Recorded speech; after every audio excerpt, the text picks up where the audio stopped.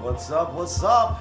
It is May 1st, 2013, and this is Tech Pulse, the only show that keeps you up to date with all the news stories going around in the tech world so you can digest it, you can use it the way you need to, and you can be a part of the tech community. So let's get right into our first story right off the bat. And for those of you that are LinkedIn users, last week, towards the end of last week, LinkedIn's new contacts app looks to replace your phone's address book. You know, the address book you have in your phone. LinkedIn has come out with something that's a challenge in that. According to a source here for The Verge, they said that LinkedIn has become the default online resume, but now is hoping to take over the address book on your phone as well, because you know LinkedIn has all your profile and everything, especially if you're a business person out there. It has your profile, and now the company just announced the new app called LinkedIn Contacts. It's a new iPhone app and web tool that allows messages, contacts, events that you have strewn across, a myriad of accounts, all kind of different areas. You have these things, and turns them into histories between you and everyone that you've ever connected with online. The app is LinkedIn's big play to integrate into your contacts list, and it's doing it by building a brand new one that the company says is always up to date and is more detailed than just about anything else out there. You know, in your phone book you have phone, address, and all this type of stuff, but the LinkedIn app is going to allow you to put everything. It's going to allow you to put together all your events, all your upcoming appointments, everything in one succinct list, so that you don't have to, when you look at Joe Blow or whatever, you can see everything that you have lined up with Joe Blow. That's the thing that this app that LinkedIn is going to do. And it says that it also helps you stay in touch and maintain good relations, making contact sort of, modern Rolodex, and personal secretary. It's going to be like that, taking notes, giving you the ability to not just have a name, address, cell phone number, email address, and that's it. You're going to have name, address, cell phone number. We're going to hook up this date, that date. All of that information that you have all over the web, or all over your personal contact list. I have a meeting at Joe at 4. You put that somewhere else other than the contacts. In your contacts, that's not there. But this new LinkedIn app is going to allow you to put all of that. So when you see Joe, you get all his information, and you get all whatever meetings you have planned is there as well. And it alerts you to these things so that you can have a more complete phone book experience. That's what this app is designed to do. They said for each of your contacts, LinkedIn puts together a history every time that you've talked to one another. It puts together that history anytime you get emails from the person, to meetings, to how you met in the first place. The service collects all of this by tapping into what you've already been using, Gmail, Yahoo Mail, or Outlook, or anything like that you've already been using. LinkedIn taps into that, and to a smaller extent, apps include like Evernote or Card Match, stuff like that. But critically, LinkedIn news service doesn't tap into Facebook or Twitter, and it probably won't anytime soon. So those social networks it doesn't have access to. But if you have a Gmail account, you have a Yahoo Mail account, Outlook, anything like that, all of your emails, all of the things that you send to one another, LinkedIn is going to tap into those sources and put them all together. So all the emails that you sent to Joe Blow, it's not going to be just in Gmail. This new LinkedIn app is going to allow you to pull all of that together. So you have Joe's name, you have everything about Joe, and it gives you a little timeline. You sent Joe an email last week, May 21st. You sent him another email, May 26th. He sent you an email, and it has all of that in the Joe category. So you're not just saying, man, oh, hey Joe, didn't I send you an email in this thing? I could swear I sent you something. This app will allow you, when you pull up Joe's contact information, which you're going to have, all of that will be there as well. No more searching around for emails and little notes that you wrote, you know what I'm saying, on Evernote or stuff like that. No more of that. This new LinkedIn app is going to allow you to bring all of that together. Now, Devin, you're a LinkedIn man. You know what I'm saying? You're linked in to the system. You see what I'm saying? What do you think about an app? Is this something that, as a businessman, you think is crucial for business people going out, getting contacts, stuff like that? Or, you know, this is just a useless... My first response is, OMG. I'm scared. No, that's serious stuff. These guys, I mean, but I'm sure I can see the real life application for it. It will, you know, smooth a lot of stuff. I have mail all over the place. Right. And I'm like trying to track stuff down constantly. So this is really cool on one end, but it's scary on another end. I mean, if somebody can tap into that thing, whatever, then they got it all. A lot of stuff. They got it all. That's the drawback with something that consolidates, because, you know, all-in-ones have never been a favorite thing. Like when they first came out with the DVD VCR combo, and everyone was like, "Oh man, yeah, I got a combo." But a lot of times when something went wrong with the DVD player, the VCR player messed up and wasn't working right. When something went wrong with the VCR, then the DVD player wouldn't work. And so I never really liked all-in-ones. I always liked having separate. Yeah, I never, but I can understand how some people would like this app. I can understand how some people, they don't want to have to search everywhere and say, "Man, Joe, didn't I send you an email on this?" "No, I don't think you did." And then now you got to search through that email and a ton of other emails before you can find out if you sent it to Joe. With this LinkedIn app, LinkedIn is saying all you have to do, and especially if you have multiple email accounts like a Yahoo Mail, like Gmail, and like Outlook, if you have those multiple and you're sending emails from everywhere to Joe, you know what I'm saying? Go ahead, Devin. No, I'm just saying I'm a witness. Oh, you're a witness to that. Are you getting to the cost or? As far as I know, this is a free app that LinkedIn has. Really? And you know, under their service, they didn't announce any cost. They didn't say anything about it being costing anything. So I'm assuming, and that's a dangerous thing to do when it comes to technology, is assume. Yeah. But the fact that they've released the app and haven't said about any pricing on it leads me to think that if you have the paid, probably not the free LinkedIn service. Not. If you have the upgraded paid service, this comes with it. Which is expensive. So I would assume this comes with it free with the paid LinkedIn service. And I can understand how people would want this because, like I just said, you have emails in Outlook. You have emails in Gmail, Yahoo Mail, you know. I have mail and stuff I can't find. You can't even find. I don't even know that. Yeah. And you sent email to one person from all three of these different areas, and all three of them have, you know, hundreds of emails in them. So when you say, "Well, Joe, didn't I send you that?" I just don't know. This new app by LinkedIn allows you to pull up your contact with Joe on LinkedIn, and you get all of the stuff you sent him. And it'll tell you when you sent it, when he replied, all of that. So you get a little timeline. So there's no more guesswork. There's no more. So I can understand how someone would want that. As Devin pointed out, though, if someone hacks your account, then they get all of your emails and stuff like that. But for some people, this is going to be a small price to pay. You know what I'm saying? To keep them organized for some people.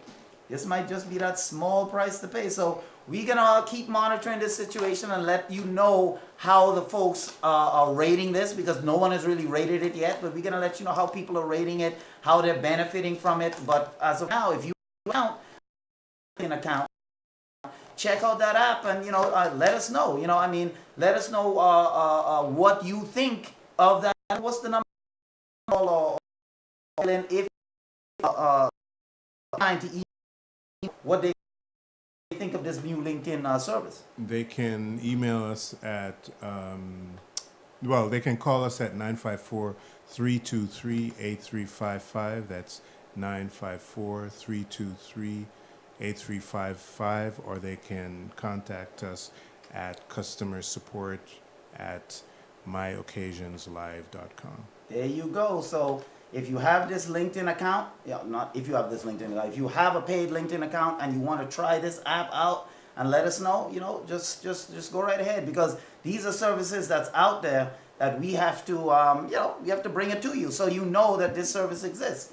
and that's what we do here on Tech Pulse. Now, AT&T has rolled out, they're getting into, let's see, AT&T has Uverse, they have the cable service. AT&T also has cell phone market, and AT&T has been in the phone business for a long time, dealing with business phones as well, not just cell phones and so forth. Now, AT&T seems to be getting into the home security system monitoring service. They are rolling out a home security and monitoring service. That's right. So, I mean, a year after announcing that it was getting into the home security and remote monitoring business, AT&T is announcing the first markets where the service will be available, plus how much it's going to cost. Last week, AT&T announced that its digital life service is available in 15 markets. Now, here's some of the markets it's in, and you can see if you're in that area. The markets are Atlanta, Austin, Texas, Boulder, Colorado, Chicago, Dallas, Denver, Houston, Miami,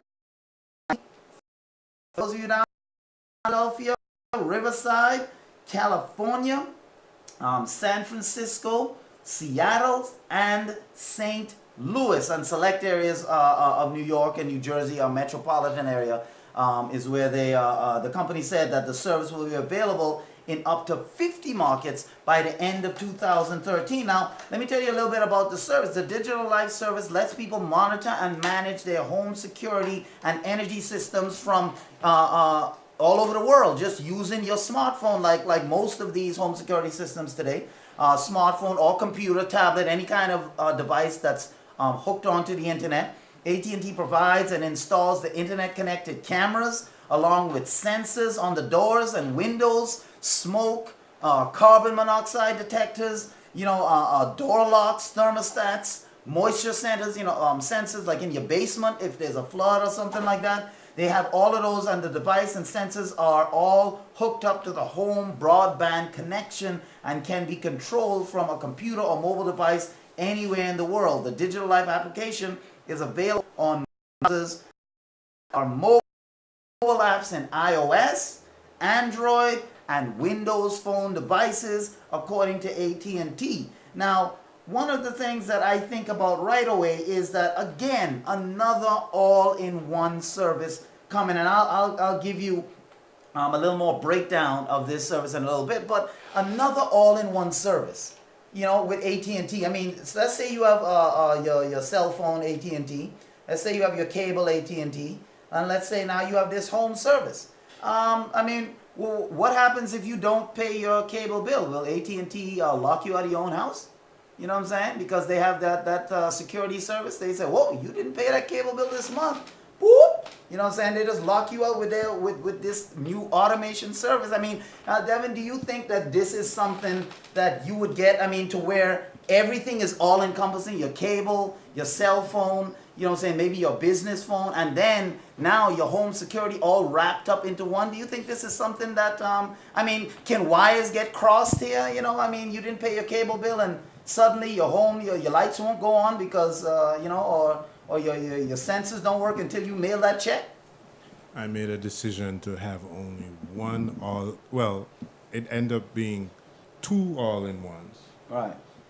And one is wifey and the other one is God.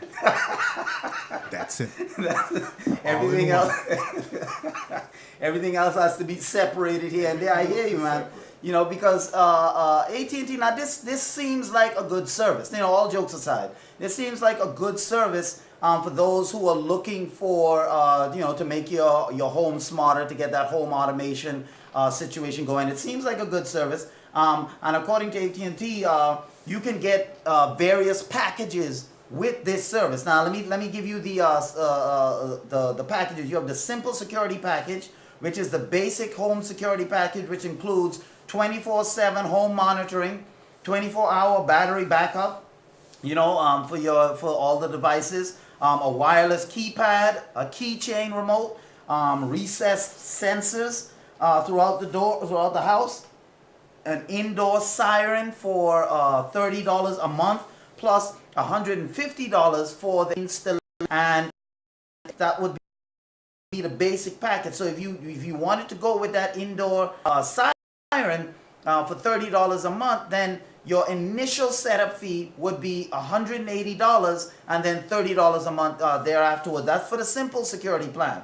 For the smart security plan, it includes all the benefits of the simple security that you just heard me read, plus a choice of 3 of the following features. Whether you want motion sensor, carbon monoxide detecting, glass break sensor, smoke sensor, or a takeover kit. The smart security, it begins at $40 a month plus $250 for the installation. Now, the reason why it starts at $40 a month, obviously, is because it allows you a choice of 3 of the following features. So you can get 3 of the following features hooked in to your smart security. But if you wanted all of them, obviously, the price per month would depend on if you want it all. Customers who choose the more expensive smart security package can also add additional services like camera package, view live video from inside or outside your house for an additional $10, energy package, control your appliances, your lighting, your thermostats for convenience and energy efficiency for another $5 a month, a door package which allows you to allow a pet sitter or repair person into your home remotely with automation, like you're going on vacation and your washing machine broke or whatever, and the repair guy is supposed to come while you're on vacation. Not only can you obviously hook into the cameras to make sure he's not stealing anything or whatnot, but you can also unlock the door when he gets to the front door. You don't have to leave a key under the mat or have one of your friends go over, nothing like that. This system allows you to watch your home from on vacation. Repairman is supposed to be there at 10. You can look at the front door and see if he's there at 10, if he came late. And if he is there, he gives you a call and you just put in the code and roll automatically.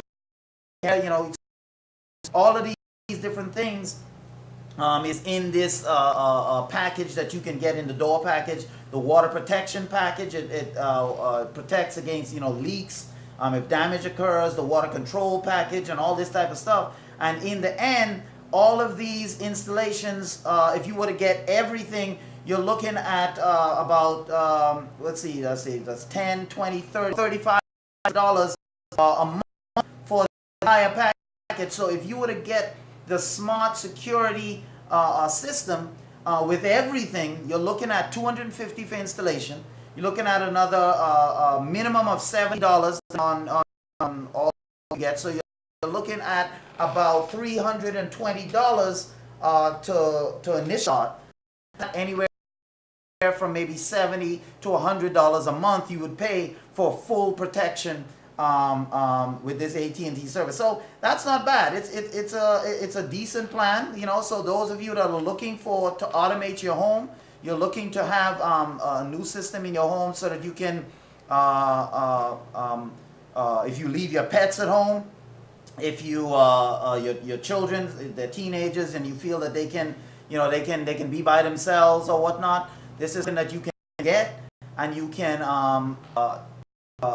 monitor them wherever you are, your children coming home while you're still at work, all of this stuff. I mean, we all know about how home automation works, but AT&T is getting into this business. So if you have AT&T Uverse, you have AT&T as a cell phone carrier, you have AT&T in any way, shape, or form, and you're comfortable with AT&T, and you're like, man, I wish AT&T would have something like that. Well, they do.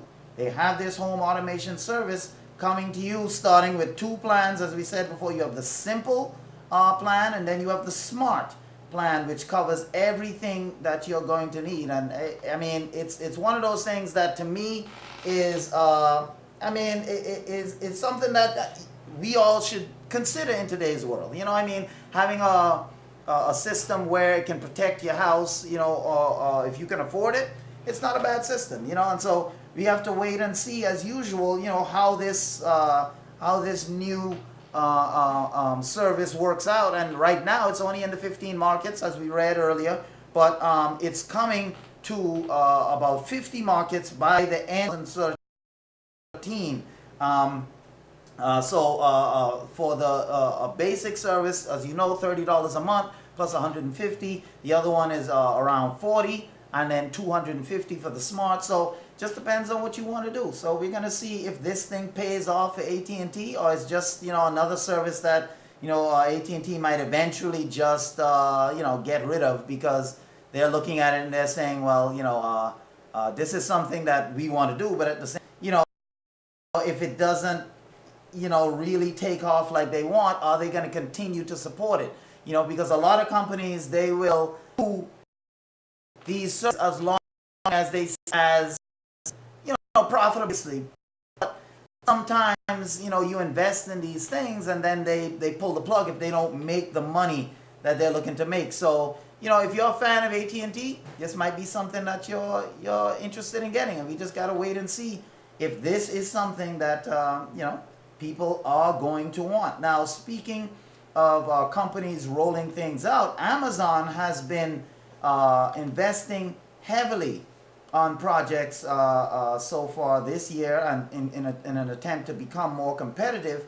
And according to a report by the New York Times, all of this spending that Amazon is doing, is coming at a cost. And the cost is that its profits are falling. It's according to New York Times, they said Amazon's profits falls as it spends heavily on various projects that it's been doing. On Thursday, Amazon told investors that it's not time for a drink.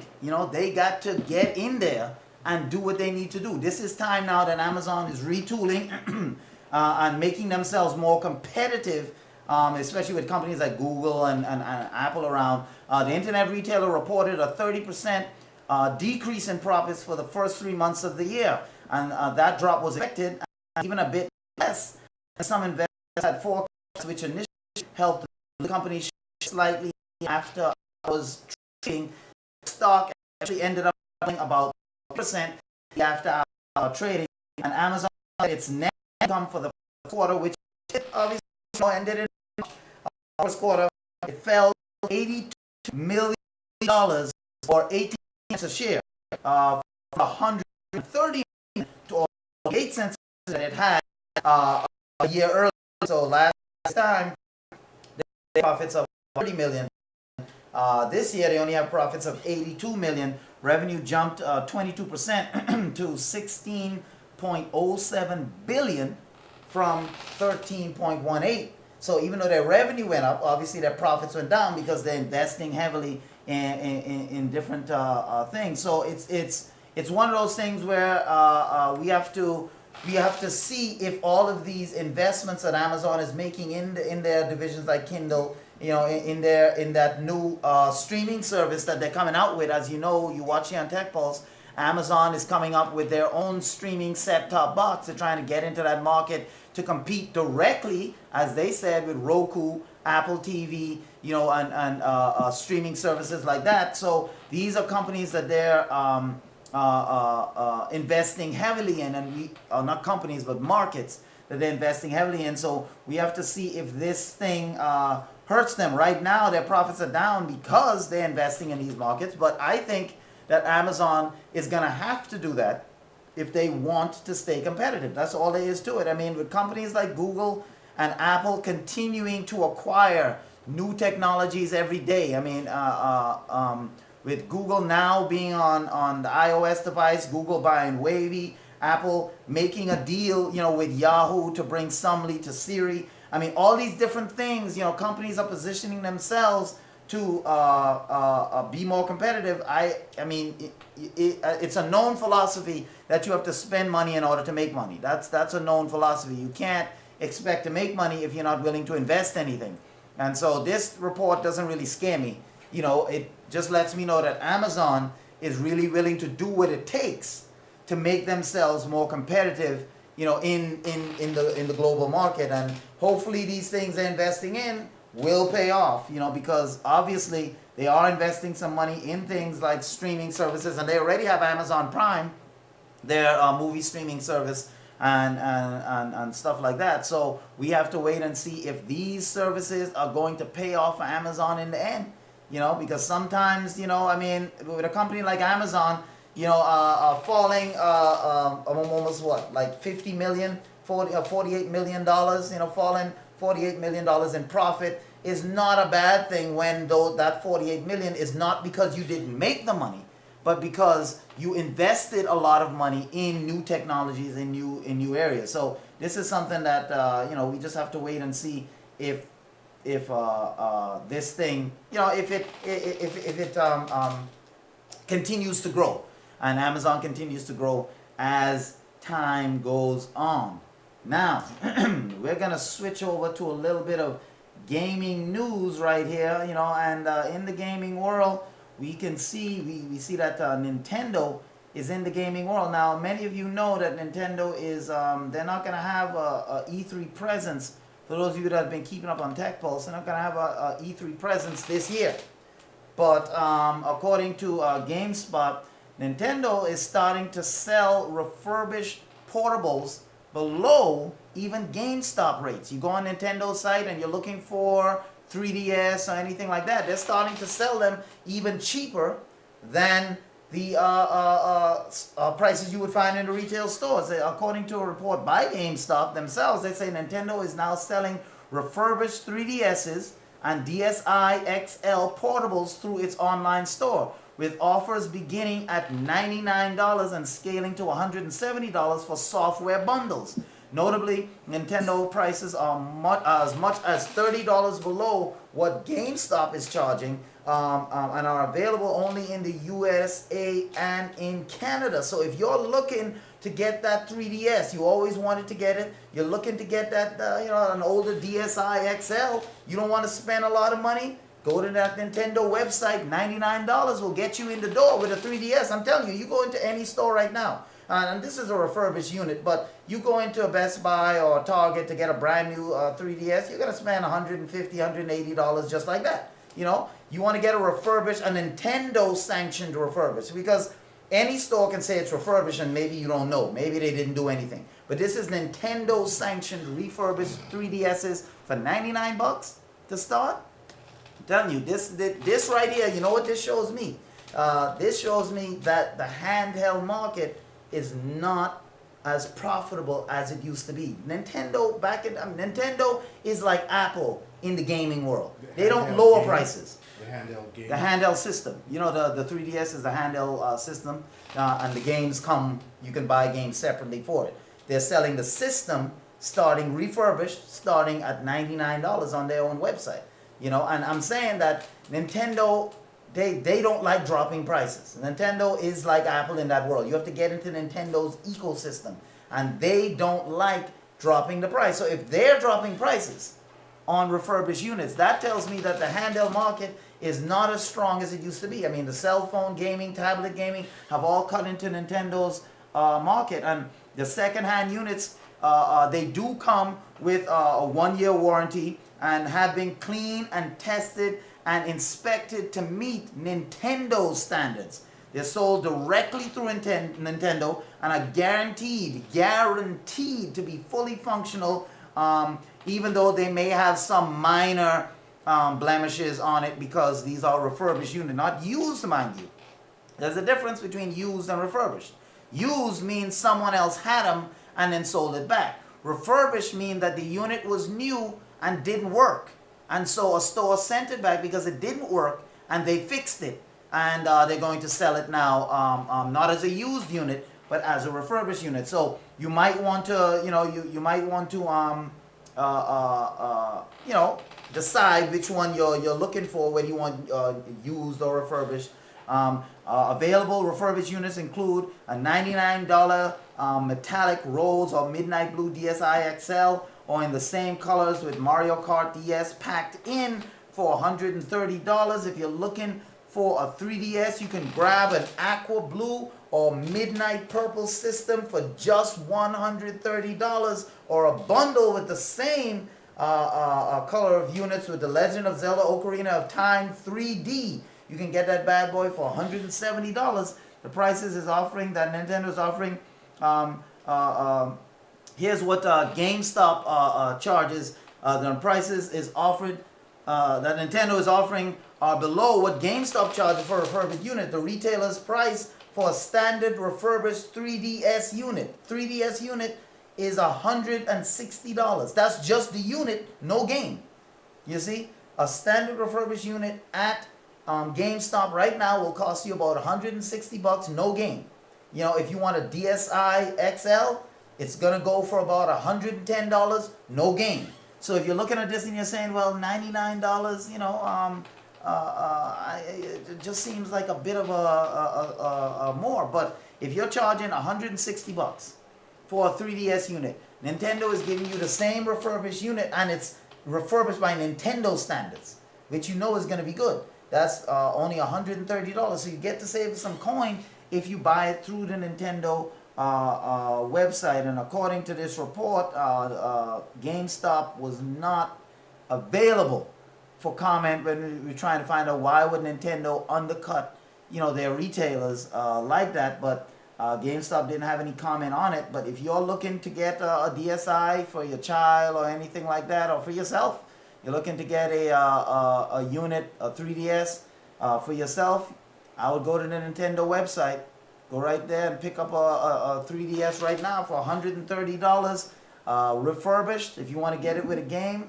$170, and with the GameStop, you're gonna get a standard refurbished for $160 off the bat. So, so you're not going to lose by getting this thing from Nintendo's website. Now, in other gaming news, for those of you that have been keeping your eye on Watch Dogs. Now, Watch Dogs is that game that we saw PS3 released in, not released, but they released a demo of it on February 20th when they did their big announcement. And that thing looked sweet, you know, with the guy who was, you know, they kind of stole a few elements from Assassin's Creed and stuff like that. Well, Watch Dogs, it gets a November 19th release. So for those of you that need a little reminder, we have a little video here that we're gonna show. But Ubisoft says Watch Dogs will be available at launch of the PlayStation 4, and that the game is also planned for other next generation consoles. So you're not just gonna get Watch Dogs on PS4, but you're also gonna get Watch Dogs probably for the new Xbox coming up. They said that it's gonna be available in North America on November 19th. The game will reach Europe 3 days later on November 22nd. The dates apply to the Xbox 360, PlayStation 3, Wii U, PC versions of the game. PlayStation 4 is confirmed. Ubisoft says that the version of Watch Dogs will be available at launch, and whenever that's going to be with the console. But they're planning that this game will be ready for the console. And Microsoft Xbox, Ubisoft says, is also planned for the new Xbox coming out. So you can purchase the games through Ubisoft's Uplay store, or to get Watch Dogs Uplay Exclusive Edition, which comes with 3 additional single player missions. Ubisoft says that the trio of objectives add almost 1 hour of gameplay to Watch Dogs. So if you're someone who wants to get that full package off the bat, I would get ready to invest. Just go to Ubisoft's website and go to the Uplay store, buy your copy through them, and you will get that extra trio of objectives, which add 60 minutes. The 3 missions are called Palace Pack, Signature Shot, and Breakthrough Pack. They all offer a various other combinations with various other retailers and different stuff like that. Offer bonuses after the completion that will help out in the rest of the game. Now, the most expensive edition of Watch Dogs is the Dead Sect Edition. However, which offers up a 23 centimeter figurine of the protagonist, and a steel bookcase, an art book, soundtrack, map of Chicago, 4 collectible cards, 3 badges, and all 3 extra missions. So if you get the Dead Sect pack, if you get that pack edition of Watch Dogs, which is obviously the most expensive, you're going to get all these extras, you know, and it's available at selected retailers. So go like to GameStop, maybe even Target, you know, and find out if these guys have that Dead Sect edition of Watch Dogs. And for those of you that wonder what Watch Dogs, what am I talking about, we're going to show you a little trailer just to remind you of what we saw on February 20th when Sony PlayStation 4 was announced by Sony. But for those of you who may not have seen it, here we go. Let me show you what will be available. They're saying November 19th at launch. Is that a hint as to when PlayStation 4 is coming out? We don't know, but they're saying November 19th. So here's the trailer right now. Make sure sound is good. Final checks. Oh yeah, I have to put in my you know, my dates here to make sure that we can actually view this. So here we go, okay. Yes, success. So here we are now. The 2013 Smart comes with 8 airbags, a crash management system, and the world's only Tritium safety cell, which can withstand over 3.5 tons. Small in size, big on safety. All right, and here we go.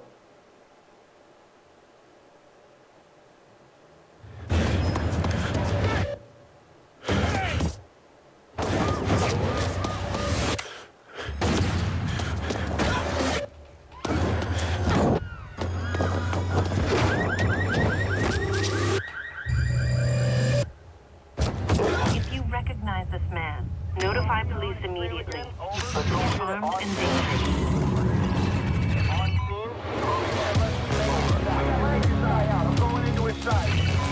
In this city, no one can hide from me. No one. I wasn't always this guy. They crossed a line, and for that, I will make them pay. I'll turn their city against them.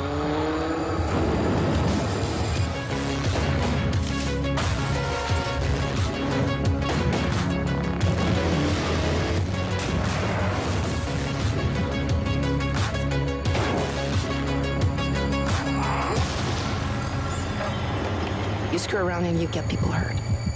Or worse. They think I'm a man out of control, but I've never had so much control. Oh yeah, that's what I'm talking about. Watch Dogs, man. That thing is coming out November 19th, so mark your calendars. You know, when that PS3 launches, that's one of the launch titles you're gonna want to pick up. So, you know, November 19th, I'm telling you, man, this is gonna be. I can't even just say how good this game is gonna be, man. We just gotta wait and see what happens as far as as far as this game comes out. I mean, I'm excited. I'm excited to see this game come out. So, you know, let's just wait and see. Let's get together, and when November 19th come, you know, we are going to show you right here what this game is all about, because we are going to be getting that PS4 so that you out there can know what's happening in the gaming world. Now, in other news, the TomTom has released an update. For those of you that know TomTom, the GPS service, they have released an app update that includes it adds advanced planning to their service. So for those of you that use TomTom, according to a report, TomTom iOS app updates and adds advanced planning, update maps, and more. They have rolled out this week a new update for their iOS application. For those of you that have the TomTom, or you've seen the TomTom iOS application, you don't know if you should get it. It brings with it a number of new features, such as refreshed and updated maps, improved advanced planning, together with other improvement. TomTom explains that the average road changes around 15% on a yearly basis, and the new updates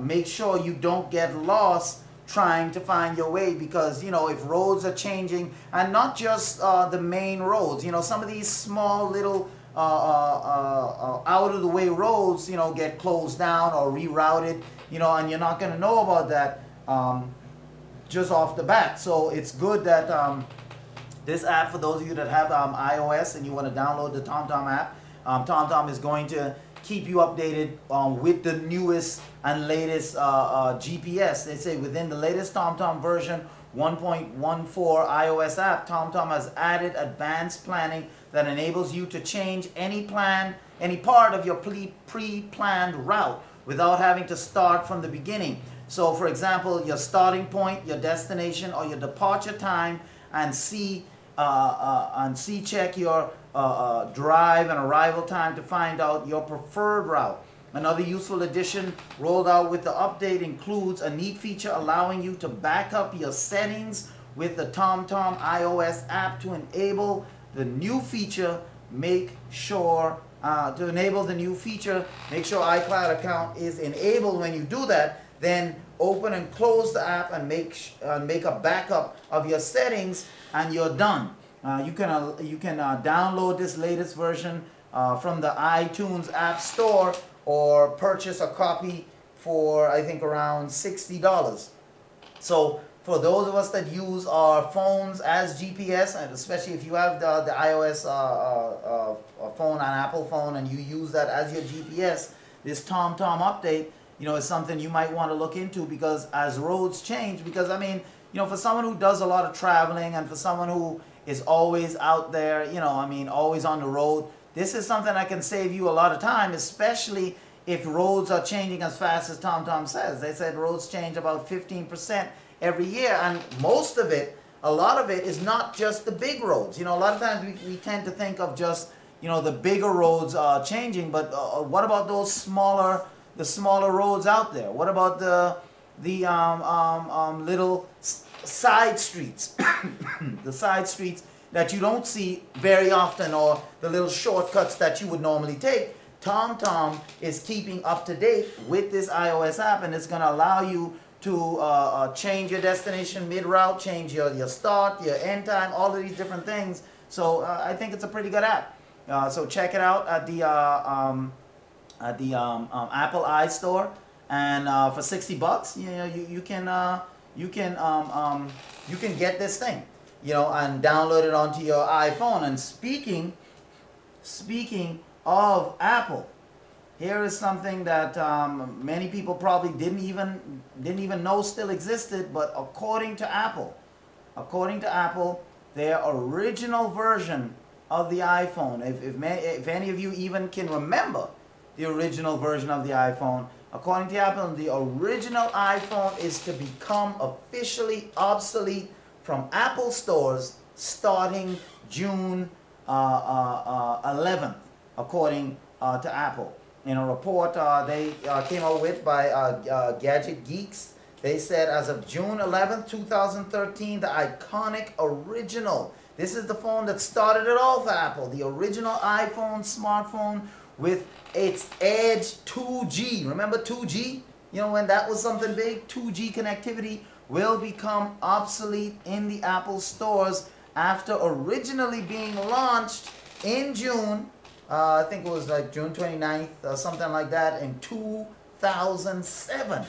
That's when the original iPhone was announced. The date for the cutoff was discovered in a leak that Apple internal email that they sent, which listed a number of devices and Apple products coming to the end of their life in the Apple iStore, and one of them on there was the original Apple iPhone. So Apple, if you're nostalgic, if you're one of those people that you like to get things for nostalgic reasons, and you want to get one of these original iPhones just to have it, well, you better do it quick, because starting June 11th, they're not going to have this device anymore. And according to the Apple website, they say those that were discontinued more than 5 and less than 7 years ago, Apple has discontinued hardware service for vintage products with the following exceptions.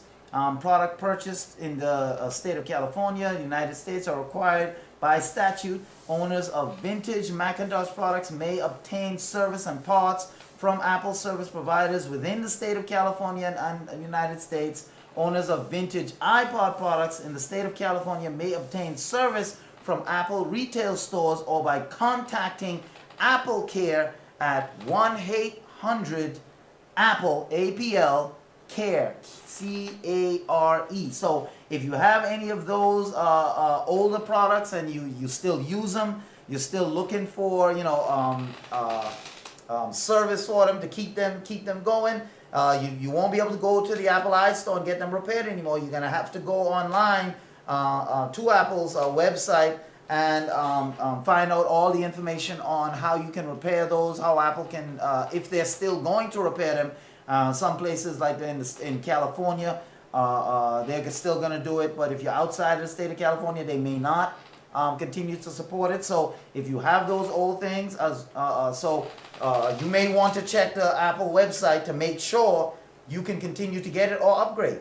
You know what I'm saying? So you don't have to worry about that. But those nostalgic phones, they say, as well as the original iPhone becoming obsolete, is Apple's 2006 Xserve, the mid-2007 iMacs, and the original Mac Pro will fall into the obsolete bucket. So all we can say is rest in peace those for those products. So if you have any of those, I don't. Collector's items? Huh? Collector's items? Collector's items, because they're not going to be manufacturing them anymore and they're not making them anymore. So for those of you that are nostalgic, June 11th is your cutoff date. Go to the Apple iStore and run down and pick these up. Who knows what they're going to be worth 10 years from now. I'm going to probably try to get some. Get some iPhones. To take them off the market. To help them retire them. Some soul not purchase that one that I just purchased, because I'm not using it. But you want to make sure that they rest in peace. Rest in peace. Philanthropic. I want to be a good citizen. Exactly. Making sure that those people, Nobody those products suffers. do get the rest they deserve. No one else should suffer. So if you're in that Apple world and you're saying, man, you know, I wish I could get those nostalgic products, you have, you know, a final opportunity. You have this month until the end of June 11th, and then those products will cease to be produced by Apple. Okay, so we're moving on into our next story now. For those of you that have always been looking for you're looking for that new connectivity, that new Thunderbolt. Yeah, that's the word I'm looking for. For those of you that have that new Thunderbolt connection and you're looking for an express dock that gives you that Thunderbolt connection, well, Belkin has decided to come out with something that you might find quite interesting. This might be something that's up your alley. If you've been, you have the Thunderbolt connection on your computer, you have these modern, up-to-date computers.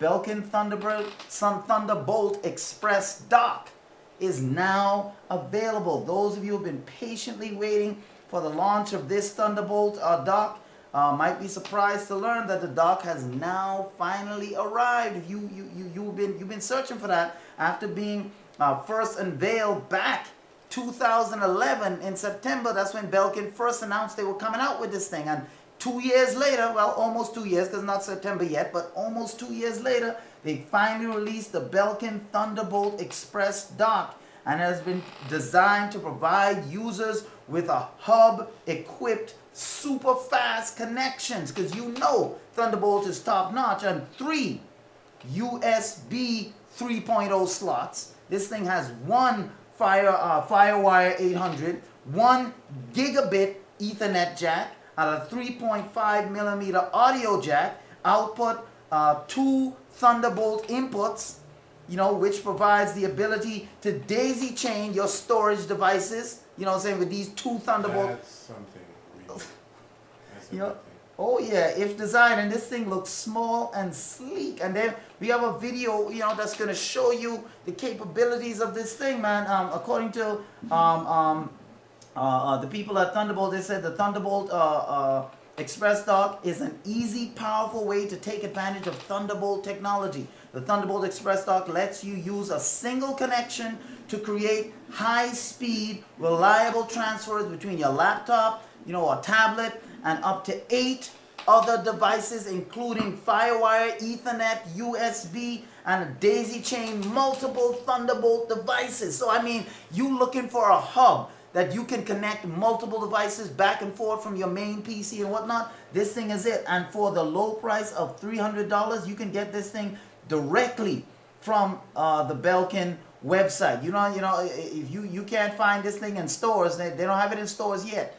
This is right now directly from Belkin. And if you're looking for something, you have a number of tablets or maybe a camera, you know, that you take a lot of video and you want to be able to transfer this data quickly, Thunderbolt has your back. Not Thunderbolt, Belkin has your back.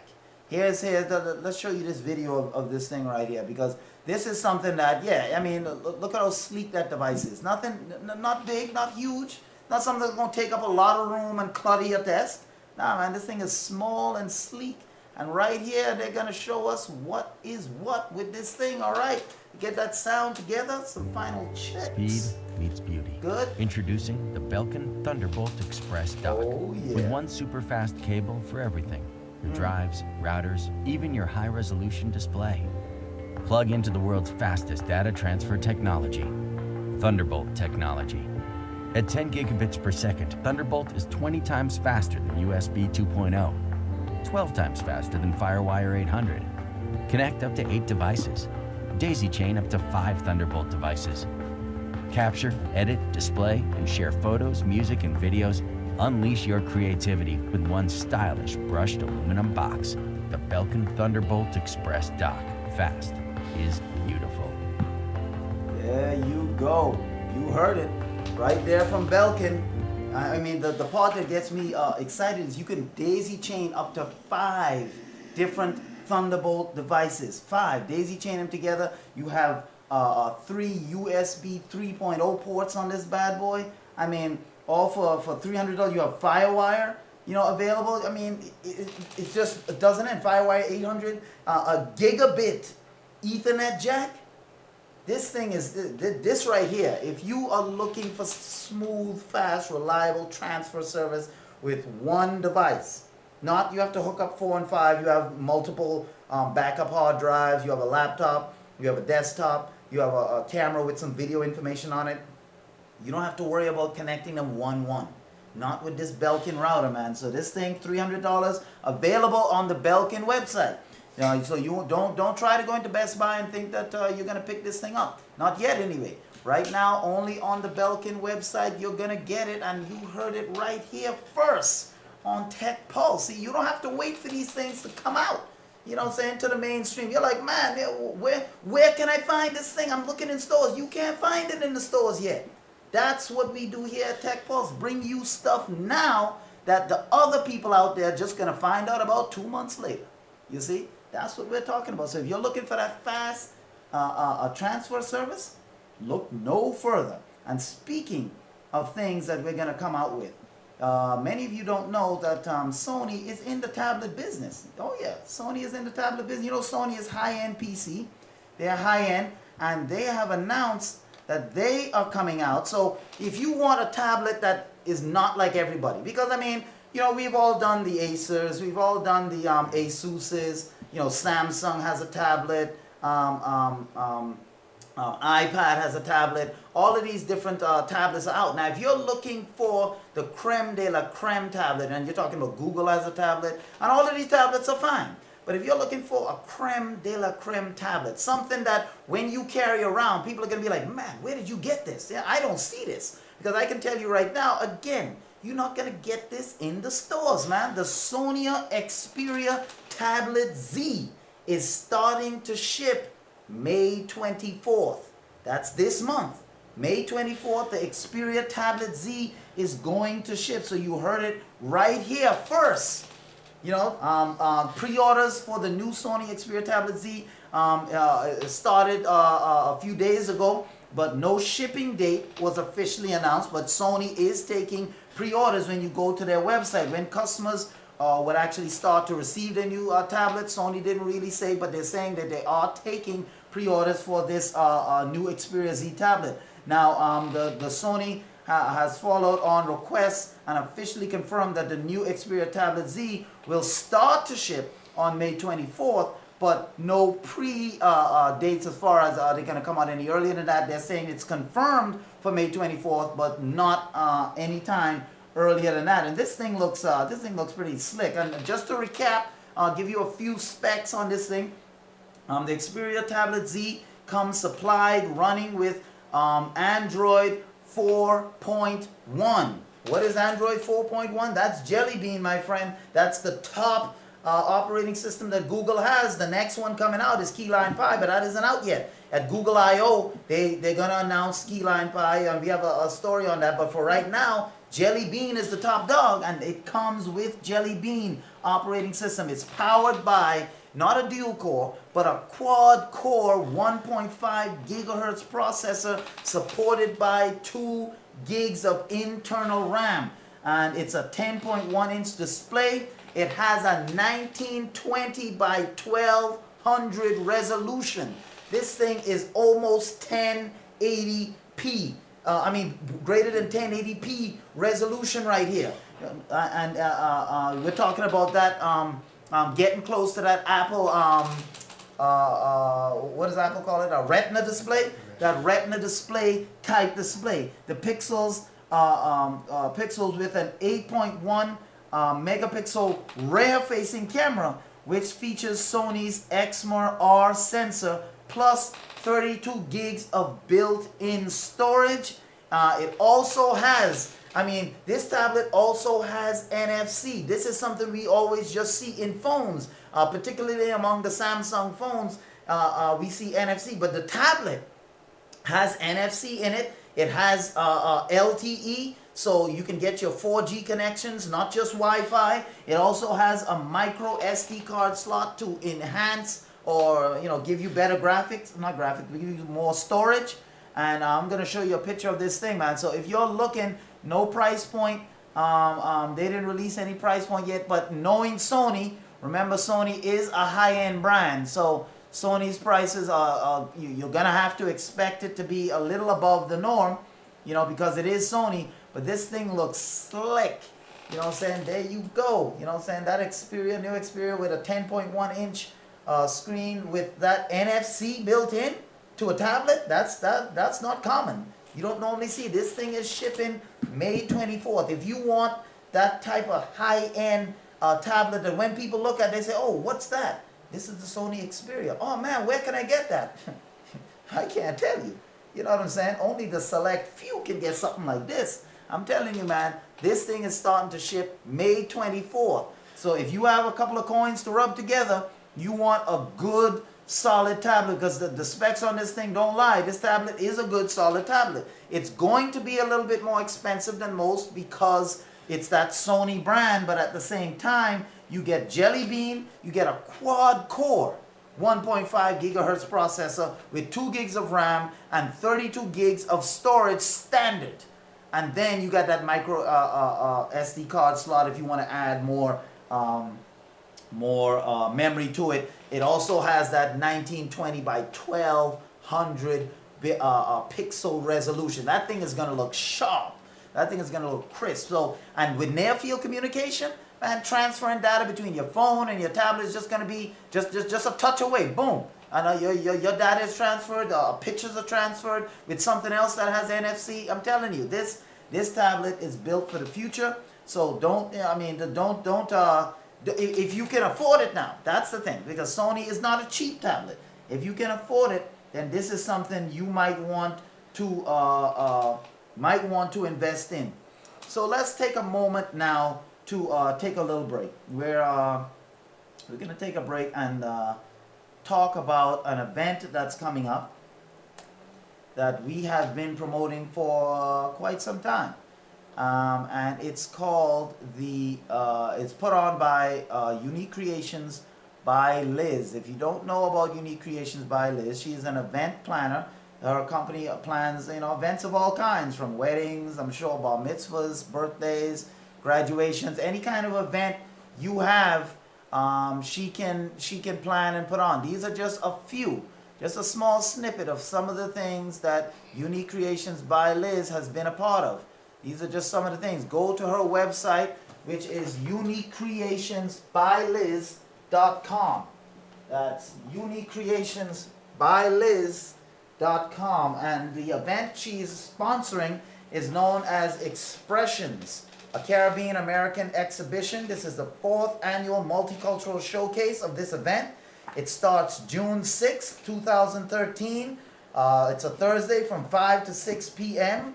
It's going to be held at the Inverary Vacation Resort in Florida, 3501 Inverary Boulevard, Lauderhill, Florida, 33319.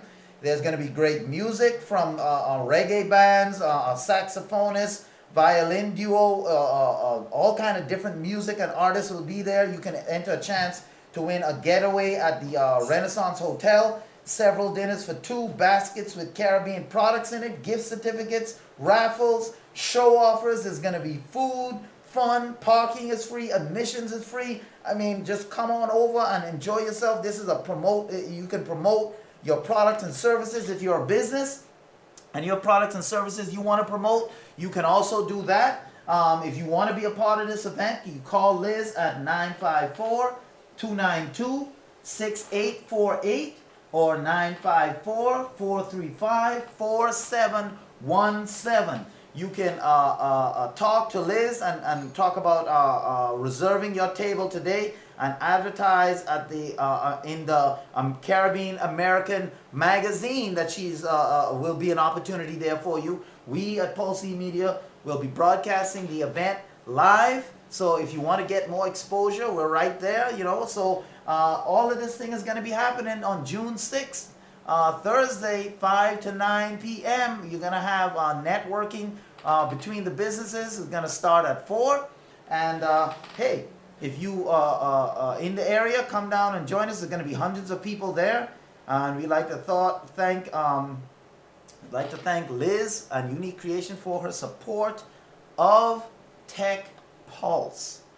All right, now we're back. We're back, and we're here to talk about. We're gonna go back into our gaming news real quick. And as many of you know, that the Oh Yeah console is coming out, and that's supposed to come out in June, and they have released one of the games that they plan on coming out with. So we've heard a lot about this Oh Yeah console. This is a downloading console. It streams games over the internet. There's not going to be any discs, any cartridges, anything like that. All of the games are going to be online only, and the system already has over 10,000 developers working with games. Now, the graphics are not going to be PS4, PS3 type quality graphics. It's a smaller machine spec-wise, but the selling feature of it is that you don't have to have your living room cluttered with game discs and things like that, because everything is going to be stored in the cloud. You're going to get all of your games via the internet. And this game, Soul Ford, was just released by Oh Yeah, not released, but the trailer was released, and it's an Oh Yeah exclusive game.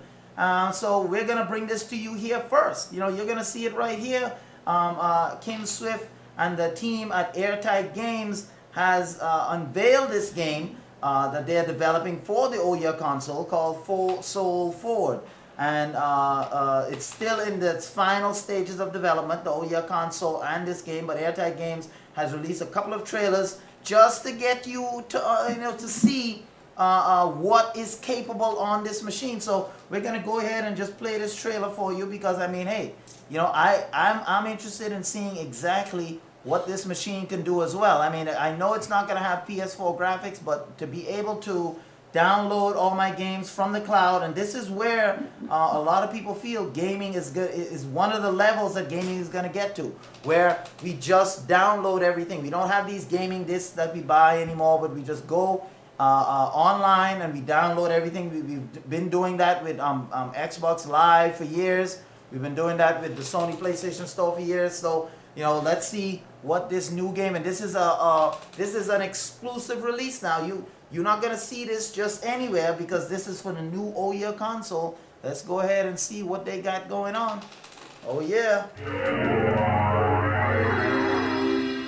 Airtight. Loki wants to start Ragnarok ahead of schedule, but the party don't start until he says so. Soul Pure. Sent by Odin himself, this righteous warrior's doling out some serious justice. Feral giants, smooth trolls, disco wizards. They're throwing everything they got at him. Too bad for them. He's already dead. From the makers of Quantum Conundrum comes a new game exclusive to your Ouya. Discover a new kind of video game console. Soul Pure.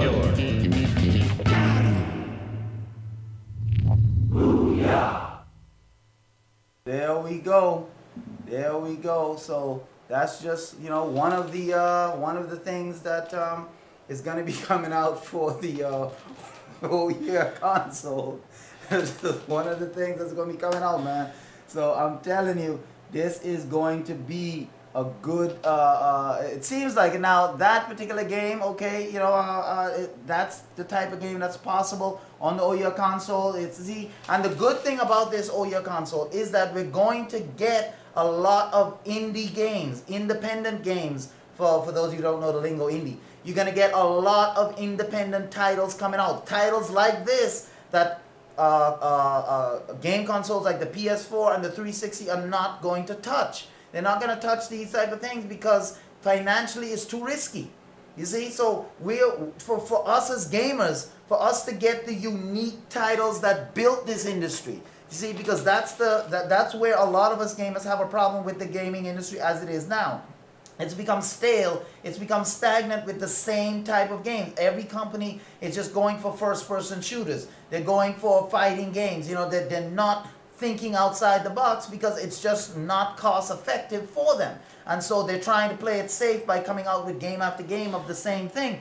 But when we look at consoles like the gaming stick, like oh yeah, these consoles allow the indie developer to be able to launch their creative atmosphere onto these consoles for very cheaply, just like creating an app. They're going to be able to launch their titles on these consoles, and their vision is going to be able to be seen, and we as the gamers get to enjoy their vision because we're going to see all of this creativity come back in the gaming world that wasn't there. And hopefully one or two of these games, hopefully, and the reason why I say one or two, there's bound to be thousands, but I'm saying if the mainstream gaming industry, like the Xbox, like the PS4, like Nintendo, if they can just hold on to one or two of these independent games coming out and put them on the consoles, take that risk and put them on the consoles, you know, the gaming can once again start to grow and start to flourish, and that's why I'm excited about these types of gaming consoles coming out, because these types of consoles give us that opportunity, you know, give us that opportunity to bring gaming back to where it needs to be. Now, let's head into our next story here that is actually dealing with someone that's someone that we know, and it's Intel. And Intel has teamed up with Samsung. And you say, why is Intel teamed up with Samsung? Well, they've teamed up with Samsung to bring to market what they call as a high-powered Siri alternative. And it's called Expect Labs. Intel and Samsung, they're investing in a high-powered, according to this report, Siri alternative. The companies didn't say how much they invest in this firm, Expect Labs, but Samsung says that it hopes to have a better voice-driven, context-aware service on its products than obviously Apple has with Siri. Now, let me give you a little background here. Now, Expect Labs is a company building. They're the ones building a Siri-like platform, and they're saying it's Siri on steroids. That's what they're saying. And they just raised some extra cash from Intel and Samsung, both of them have invested in Expect Labs, which and they're the ones creating this Siri-like steroid alternative. The venture capital arms at both companies that they announced this week that they have dropped some serious coin into Expect Labs to help them continue to build its anticipatory computer engine, a service for companies that is designed to analyze and understand conversations in real time and proactively find related information. The engine has eyes on anticipating what a person needs before they even realize it and then provide relevant information. That's what they're saying that they're trying to invent or create from Expect Labs. Now, according to Expect Labs, which has also captured cash from like Google Ventures and Greylock Partners, it's expecting its engine to be available on a wide variety of applications and devices, they're saying. So you might wonder, so what caused Intel and Samsung to decide to invest in a company delivering a voice-activated service to others? Well, Intel says that it wants to help move the industry forward. But Samsung appears to have eyes on bringing this technology directly to some of its products, like the Galaxy S4, like the Note 2, like the Samsung Galaxy tablets that they have, and through this partnership, Samsung said Samsung expects to empower Expect Labs to enable new types of intelligent, voice-driven, and contextual aware behavior across a wide range of devices, not just talking about tablets and smartphones like I just mentioned, but Samsung also wants to bring this technology to smart TVs.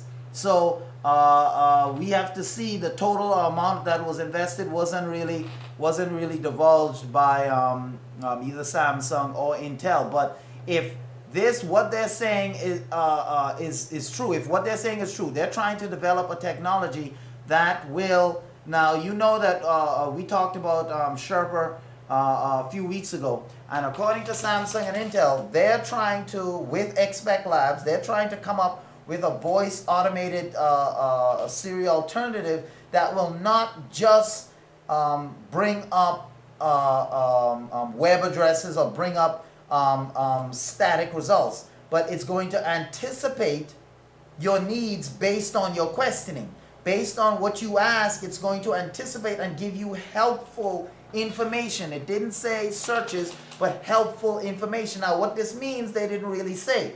But as of right now, when you ask Siri, I'm hungry, or where's, is there Chinese restaurants around here? Siri will just give you a list of Chinese restaurants or websites where the restaurants are. However, if this is Expect Labs can do what they say, then that means what you can do is say, you know, I'm hungry, you know, and then their voice service will tell you, oh, well, what do you feel like eating? I'm feeling like Chinese. Okay, so you said that this time, you know, and then next time you say, you know, I'm hungry. And then the voice service will say, are you feeling like Chinese again?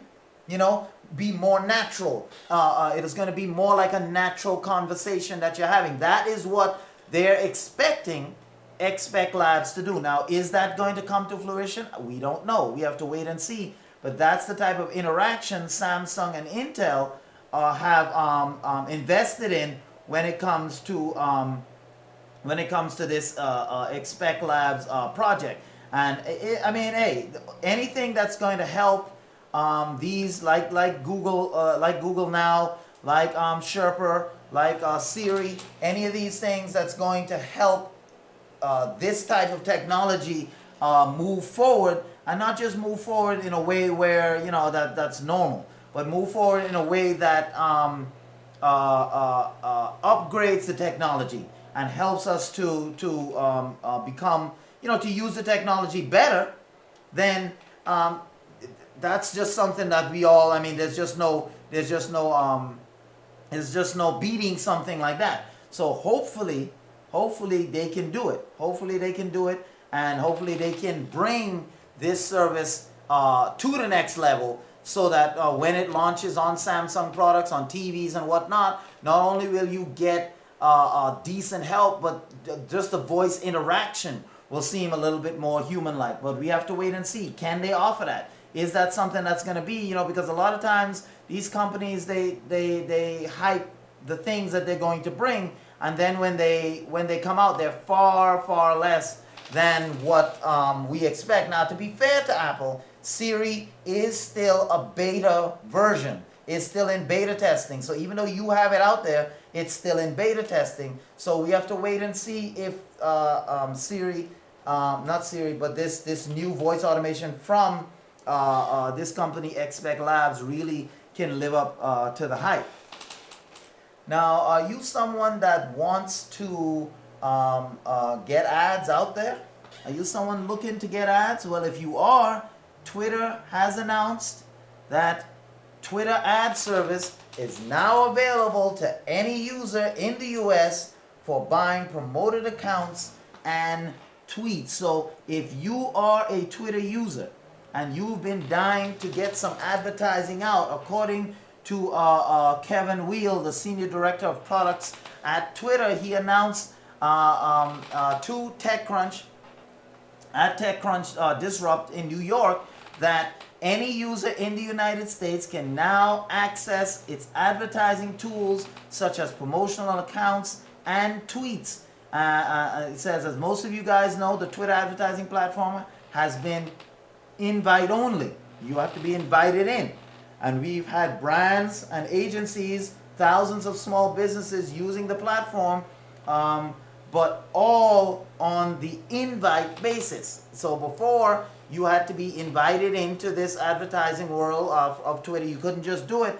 But they said today we're taking the next step and opening up Twitter ads to everyone in the US. Every brand, every business, every account, every individual. We'll thank all of the businesses that have been using Twitter since day one. And he said that this was an exciting offer for Twitter to offer their Twitter's advertising options to all of the firm's customers throughout the United States. So this is a huge shift for what has been a pretty walled-off service up until now. Any user can now log in through the browser and start buying Twitter advertising services, something which should be, welcomed by not just corporate users, but also investors looking for evidence that the social network has a viable monetization model and stuff like that. So, the Twitter ads, it was launched, I think, March of last year. That's when the ad service was officially launched, but it was invite only, and it's a self-serve ad platform that anyone can access by heading over to business.twitter.com and answering a couple of questions. You just go there and then you can start setting yourself up. The ending of the service's invite-only period follows the introduction of a new feature called keyword targeting in timelines, which allows brands and businesses to target advertisements based on the words contained in the user's text. So if you're someone that has been looking for a way to advertise on Twitter, because you can advertise on Facebook already, you can get ads going on Facebook already, but now, and you could on Twitter, but only in invite-only situation. Now they're opening up their ads to everyone in the US. That's right. There is no more exclusive club when it comes to Twitter advertising. So if you're someone that's been looking and you've been saying, man, I've been missing out, I need to get me some of that Twitter advertising. Well, you can now get it. It's available now for the first time. Anyone going to Twitter, can now get that Twitter advertising going. So, hey, this is a good thing. This is the next step. That Twitter is offering. This is their next step. And if everything goes well, then we should see this service really take off. I would say we should see this service really take off in the next few months, and by the end of the year we'll see how it does. I don't know how many people are going to be interested in it. We know businesses have already been advertising on Twitter, you know, for a long time. So when I say a long time, I mean the service came out last March, but they've been doing it since day one. Some businesses have been doing it since day one. So now for Twitter to open it up to everybody, we're gonna see if this is a good move by Twitter, and it can only help them, you know, to open it up and not let it be exclusive to where only certain people can be a part of it. So this can only help them. So to me, this is a natural next step for such an application, which they probably wanted to see how it would do, which is why they had it exclusive. So now we just have to wait and see, you know, how this thing plays out. Nokia is going to invest, according to CNET, Nokia is going to invest in an array camera startup called Pelican Imaging. Instead of using a single lens, array cameras are made up of a series of lenses. They build up a picture from images taken by each lens and open up the possibility of post-capture focusing. That's the array lens Nokia is going to invest in a startup company called Pelican Imaging. Nokia is investing in array cameras for its phones and so forth. Now, like we just told you, array cameras is different than the regular cameras you have on phones right now, because they're made up of a series, a bunch of lenses, and they build up a picture from images taken by each lens, and which allows you that when you're done, and we'll show you a picture of how this camera looks, how it's going to look on the phone. Well, when you're done, it's able to give you the better option of, after capturing the image, to focus in on it, not just zoom in on it, but focus in on it, you know, because that's different. A lot of cameras on phones today, you can take a picture and then it will allow you, some of them will allow you the ability to zoom in on the picture after you take it, but that's just zooming in on the picture. So if the picture isn't clear, and even if it's clear at a distance, zooming in generally reveals, because the image is still what it is, so it's not being focused in or enhanced. That's the difference between digital zoom and optical zoom. When you talk about optical zoom, you're talking about the lens focusing on the image. When you're talking about digital zoom, all digital zoom does is it takes the picture that's taken by the optical lens and magnifies it. So after a certain point, it's not going to look clean, it's not going to look clear, it's going to look distorted, because the more you magnify a static image, the more you're going to see the imperfections in that image. So digital zoom is generally not preferred or over optical zoom. So what you really want when looking for a camera is optical zoom. But in phones, most of the zooms we get after we take pictures, it's just us zooming in on the picture already taken. This new technology that Nokia is investing in is going to allow you to focus on images after you take the shot. So if it's blurry, you can focus and sharpen it up even though you've just finished taking the shot. According to Bloomberg, Nokia Growth Partners plan to put funds into an array camera company, a startup company called Pelican Imaging, based in Mountain View, California. Pelican Imaging, in case many of you don't know, they created their first array camera for smartphones in 2011. And rather than using a single lens, array cameras, like I said, are made up of those series of cameras, series of lenses, and they build up the images by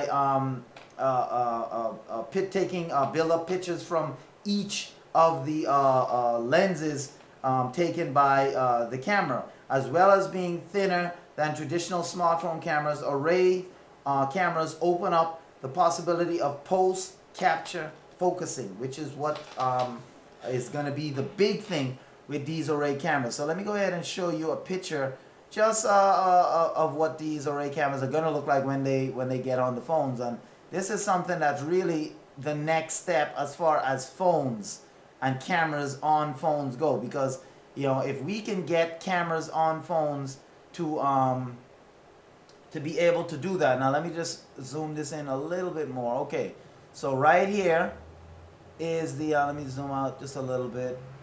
Okay, right here, obviously over here, this is the flash.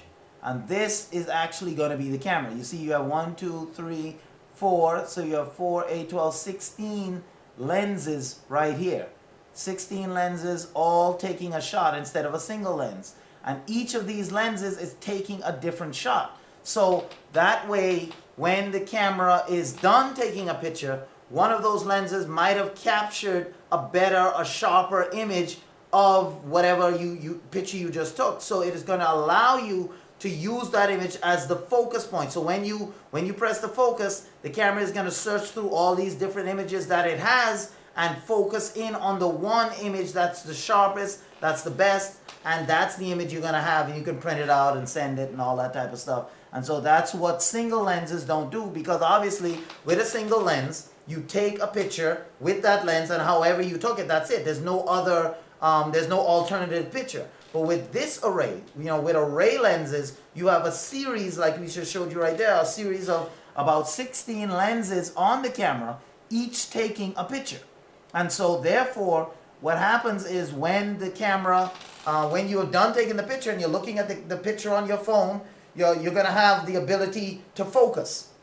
You're going to have the ability to focus, to press a focus wheel. And as you're focusing, the camera, the phone is looking for the best image that was taken by those lenses, and it morphs it so that when you press the focus, you can focus in, get that best, sharpest, crispest picture that you can get, which is something that you would not have gotten on a single lens. So this is technology that's going to be, Nokia is investing in something, even though we know Nokia is struggling right now. Nokia is not really, they're not really on top of the market when it comes to phones.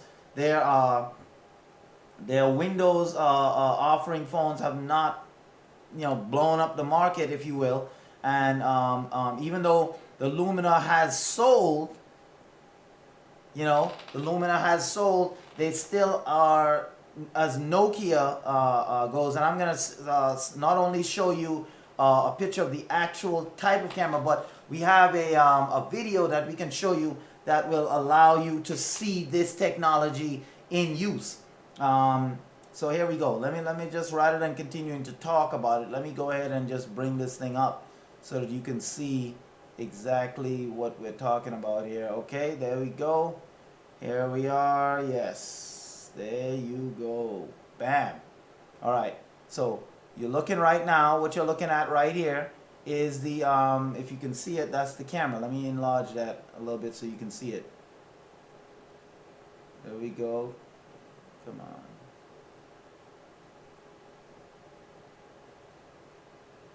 Alright, we might have a little, okay, here we go. Here we go, come on. We have a little technical difficulties going. So, maybe we can't zoom in on it. Let me work on that a little bit real quick, and we'll try to, there we go. We'll try to get this thing going here, because this is something that's cool to see. This is something that's going to be, okay, there we go. That's what we were looking for. Alright, so here's the camera right here. This is you've already seen this part here. This is the actual, the lens that you're going to see on the outside, like right here on the camera. This right here is the actual camera itself that's built into the phone type thing. And we're going to show you now that you've seen that, we're going to show you a, there we go. Let's go down to this video and let's see exactly what this camera, according to Nokia, what this thing will do. What Pelican has done with this technology. Imagine that your mobile phone has more than one camera. When you take a photo, depth information is captured at every pixel, so you can adjust the focus even after you take a picture.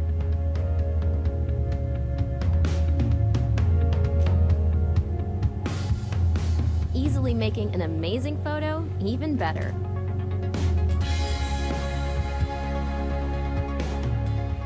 You can focus on multiple subjects at the same time.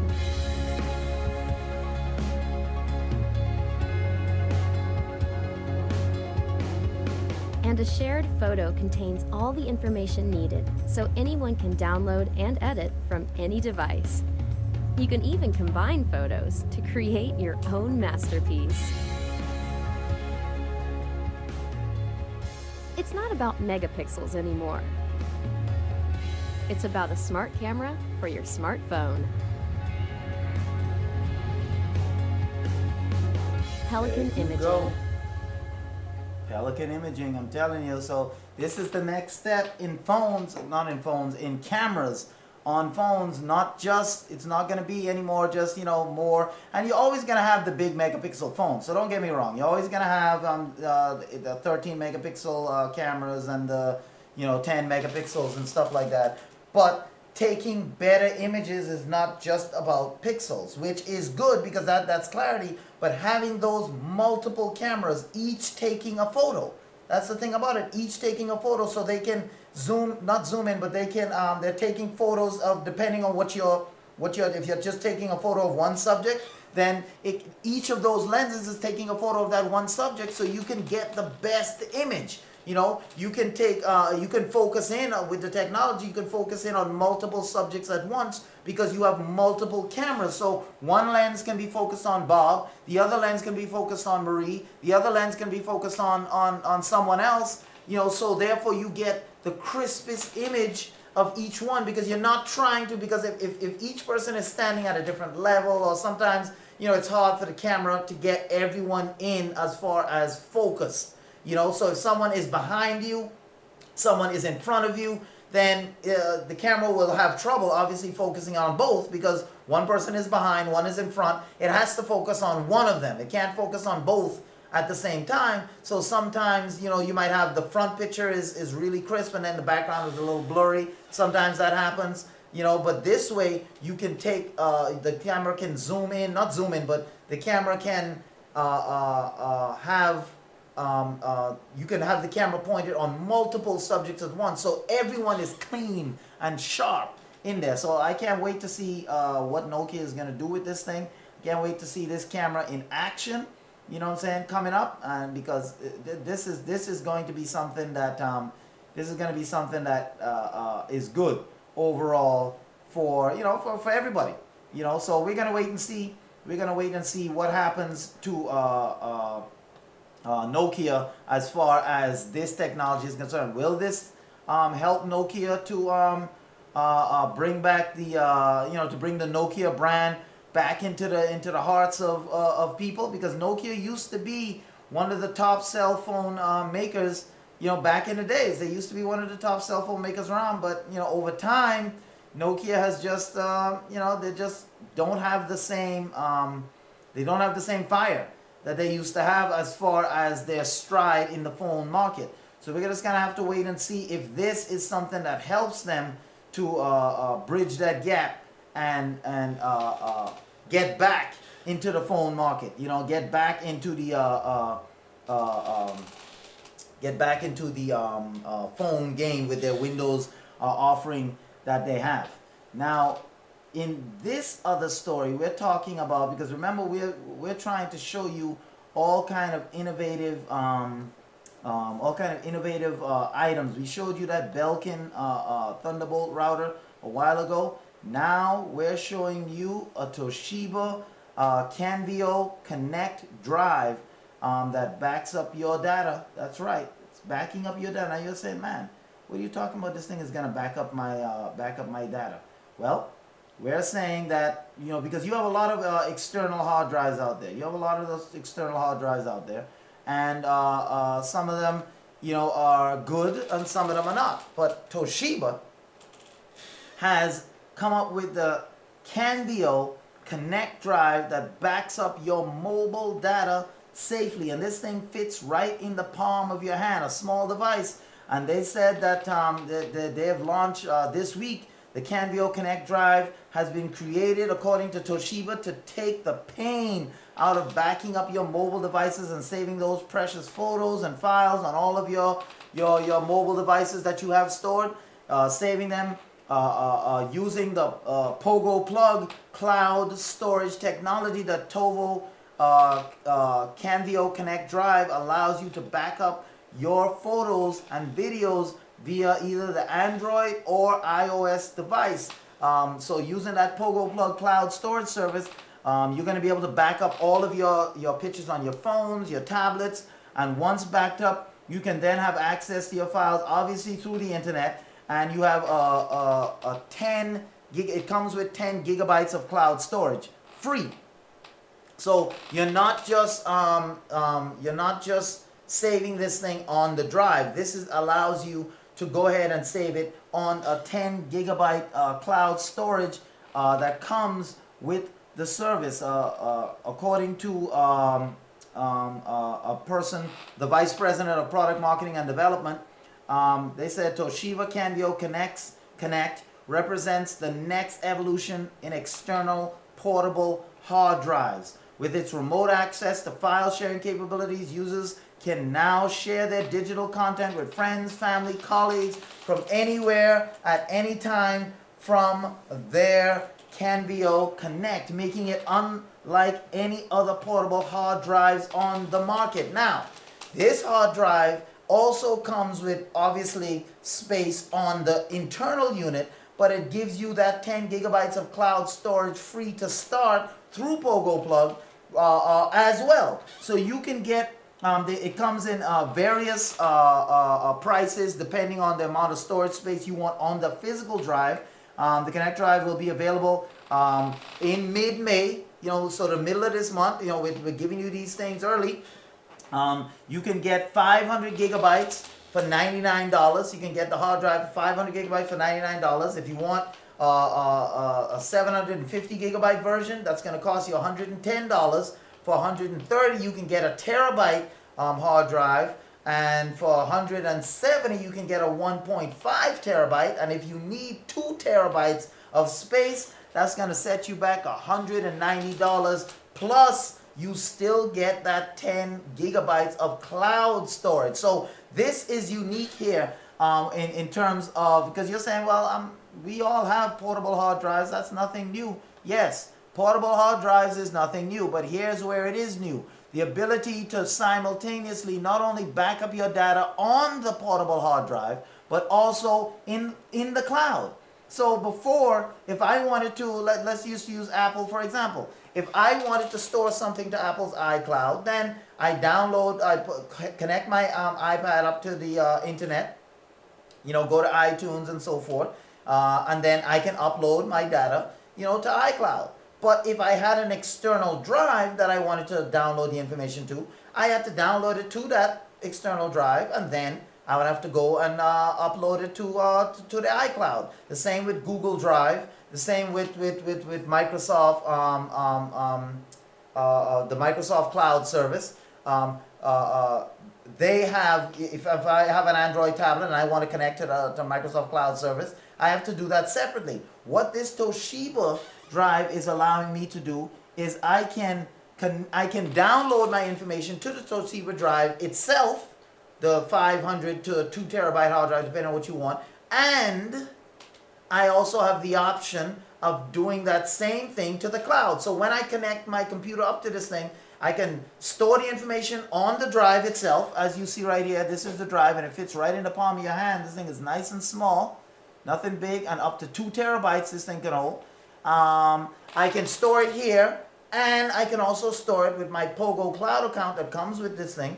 I can store it in the cloud simultaneously. So right away, I backed up my data on a hard drive and in the cloud right away. You see? Not just I downloaded it on here and then now I have to go another step and upload it to the cloud. This thing gives me cloud storage and physical storage all in one. And this, I'm telling you, this is something that if anyone who has a lot of financial information and then mobile on the go, pictures on your iPhone, you don't have to download it to your computer first and then put it on a storage. This thing is for mobile, made for mobile storage. So I'm telling you, if you have anything on your phones and whatnot that you want to save, like whether it be pictures, whether it be documents, whatever it is, this is the thing you need, because not only can you save it, and this is one of the things that you need to be safe. You need to have 3 forms of storage, and 2 of them need to be off of your physical computer. So you might have it stored on your computer. You need to have two off-site, and one of them needs to be in the cloud. That way you can retrieve that data anywhere in the world that you are. If you lose your Toshiba hard drive, external hard drive, if you lose it, doesn't matter. You have your data backed up in the cloud. If the cloud service goes down for whatever reason, you have it here in the Toshiba. So you have two places that your data can be. So if something happens, you have a fire, a flood, hurricane season is coming up for the East Coast. If something like that happens, you don't have to worry. No, you don't have to worry, because you're going to have your data backed up in the cloud as well. So this device, I'm telling you, is good to get from Toshiba. It's called the Toshiba Canvio Connect, and it's going to be starting to ship out in mid-May. So I'm telling you, you might want to get that 500 gigabytes, $99. Start off with that and see if you like it, and then move on, as you need, more hard drive space. So that's going to be something that we got to wait and see. And in other news that we're talking and waiting and see, this is a rumor coming out around the web, because we always got to keep you up to date on what's happening. If you're a Boost Mobile customer, you're someone that's been at Boost Mobile and you've been dying for not just Android phones, but you wanted, you want to get your hands on, an Apple phone. You're saying, man, why does why do I only get Android phones here if I'm a Boost Mobile customer? Well, according to a rumor that the iPhone could be headed in the third quarter of this year to Boost Mobile. Apple has been expanding its sales of its iPhone to other carriers outside the major US carriers, and now it's going to appear that Boost Mobile is one of those carriers that Apple is focused on. Now this news comes out of, it was leaked onto the internet, and they published, a number of photos were published of the leaked smartphones over the last few months, as well as some details on various devices which have turned out to be accurate. So there are no details yet on whether Boost Mobile will carry iPhone 5, 4S, or 4, or any, or just the iPhone. But according to a rumor that's out there on the web right now, that they are saying that the iPhone may be headed to Boost Mobile by the third quarter. So if you're a Boost Mobile fan and you've been your user, and you've been saying, man, I want to get an Apple iPhone, but I can't get an Apple iPhone in my Boost Mobile service. Well, it may be possible, that may be coming, and according to these sources that we've read, a lot of the other information that they've given has turned out to be true. So this could be another incident where we see another one of their stories coming true. So we just threw that out there. We're just letting you know that this is something, this is a rumor. It's not confirmed or anything. This is a rumor going around the web, that if you are a Boost Mobile fan, that you could be getting the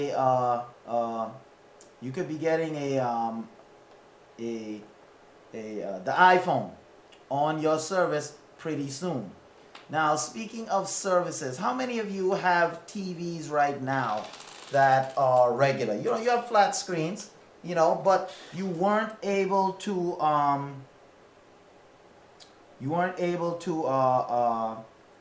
get anything. You weren't able to get like the smart TVs out there, and TVs that have Netflix embedded in them. They have all kind of apps and different things like that, and you're like, man, those smart TVs, they're expensive. They're not cheap, and you weren't able to get one of those. Well, your worries are over, because Samsung has released the Exynos 4412 quad-core Android TV box for $120. Now, if you're looking for an Android TV box, if you have a dumb TV, a TV that's not a smart TV, and you're looking to beef it up, well, the Samsung Exynos, I think it's called, 4412 quad-core processor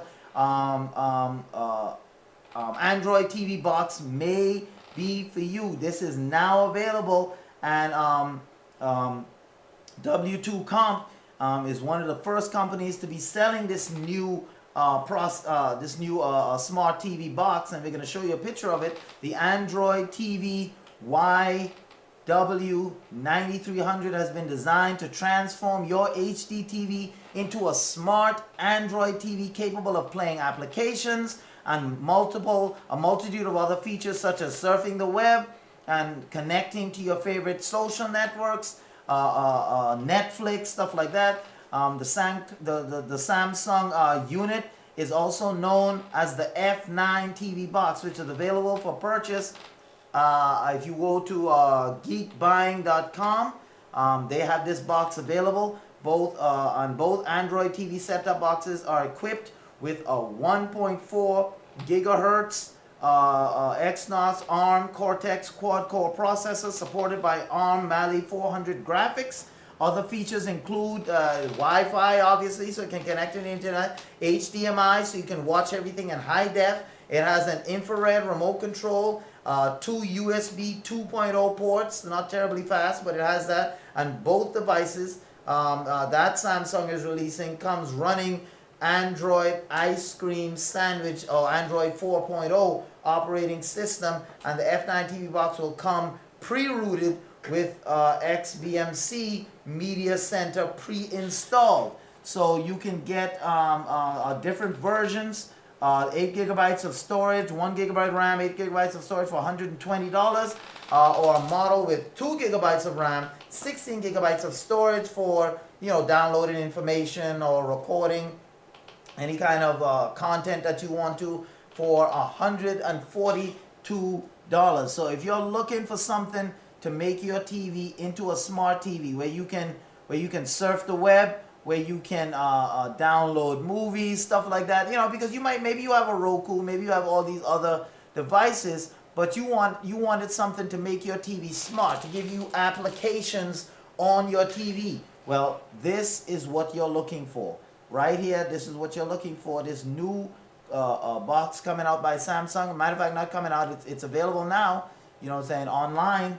And here's the box right here. This is what it looks like. Yep, this is not going to add a lot of space. And it has a quad-core processor in it. It has 2 USB-O, 2.0 ports, HDMI, so you can watch in high def. Obviously, it has Wi-Fi, so it can connect you to the internet wirelessly. So this, if you're looking to smarten up your TV, it doesn't matter how old your TV is. If it has HDMI on it, you have an HD TV and it has HDMI inputs in it, this system can work for you. And I mean, if you even get a converter, you know, if you want to get an HDMI to RCA converter, you know, downgrade it, you can get those as well. And this will become, make even your older CRTV, if you get that conversion cable, make it a smart TV. You can get apps on there and so forth. So this is something that if you're looking for a device, rather than go out and spend thousands of dollars on a smart TV,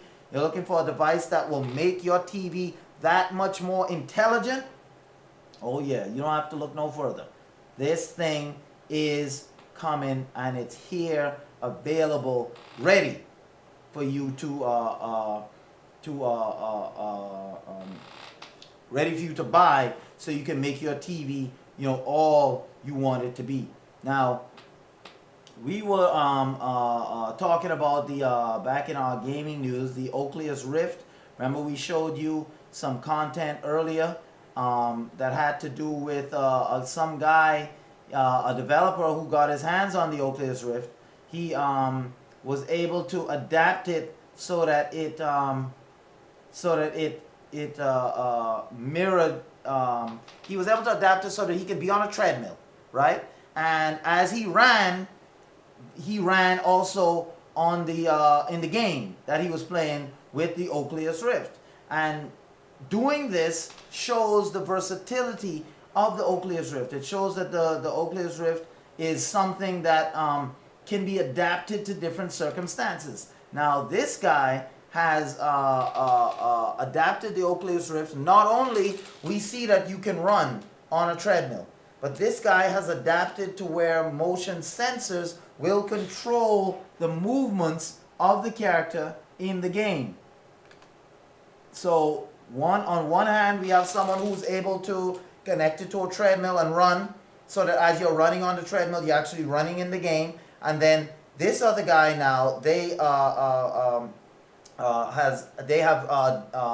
do we put it? They have made the Oculus Rift. They have developed a program for it that allows you to be able to, it's according to them, to have full body awareness, hand and arm gesture capabilities in the game. So here we are. We're gonna show you a video of it, so that you can see exactly what this technology is doing. Now, for those of you that don't know about the Oculus Rift, we covered it here on Tech Pulse. It's a VR helmet. That's a 3D VR helmet, and it immerses you in the world of gaming, putting you in the world. When you put these goggles on, the world is all around you. And it was been released for developers at this time, but it's not been released for the general consumer. So right now, we have this developer, Kelly Weaver. He published a YouTube video showing the Oculus Rift development kit combined with the full body awareness that allows you to see a pair of virtual arms and carry out gestures whilst viewing the world through the Oculus Rift virtual reality headset. So we're going to show you what this technology is capable of. Hopefully we can see this technology at E3. Hopefully we can see it at E3 and we're able to see the advances right here. I mean, those of you that have been watching Tech Pulse and been coming around, you've seen the advances that the Oculus Rift has gone through since we saw it at the Game Developers Conference earlier this year. So let's go ahead and show you that video right now. This is the developer. This is one of the developers. He created this schematic here.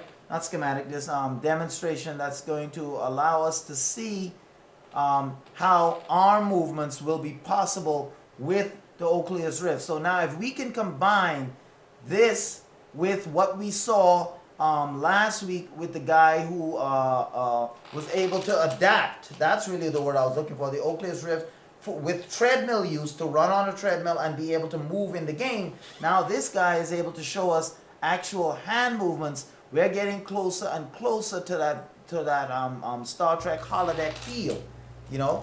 Now here we go. It's Kelly Weaver again, your good old buddy. I'm just here to show you a little thing that I've been working on yet again. If you recall from the last video that I talked about, I was talking about how I was trying to put in some kind of full body awareness. I wanted to be able to have a way where you can look at your arms and look at your body and stuff. And check that out. As he's moving his head left and right, the character in the game is doing that. The Razor Hydras. I rig up his head so that he follows the Rift. Basically, this prospect really, really excites me, simply because you can sit here and not only can you now see your arms as you're flying around and stuff, but also, if I potentially make this into a multiplayer game, you could use non-verbal hand gestures to other characters in the game. So, for instance, you see your buddy, you can just wave at him or even beckon him on over. It's really, really exciting stuff. You can make all sort of moments like nodding, shaking your head, or even shrugging. It's very cool. Being able to see yourself inside of a virtual world is extremely, extremely neat. It is. So now let's see what this looks like from inside the Rift. Now, as you can see, I have my remember hands right this here is in going to front be, of me. this is a 3D image he's looking at. As If I've you were said actually before, looking being at able the to two see Oculus your Rift, you entire would not body see is these really two real. images. If I You would look just see down, one. There's my torso, here are my hands, and as I'm moving the rifts around, my hands are following them exactly. It's really surreal. So I can look down at my shoulder and see as my hand is it's accurately following exactly the way my hand would move in real life. It's really kind of freaky.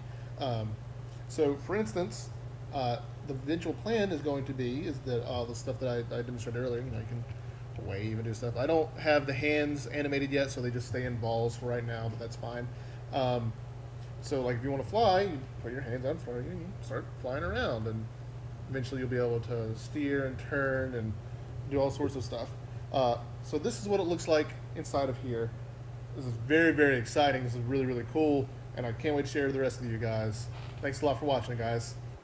All right, there you go. Now, obviously, what you saw is not what you would actually see if you had the Oculus Rift on your head right now.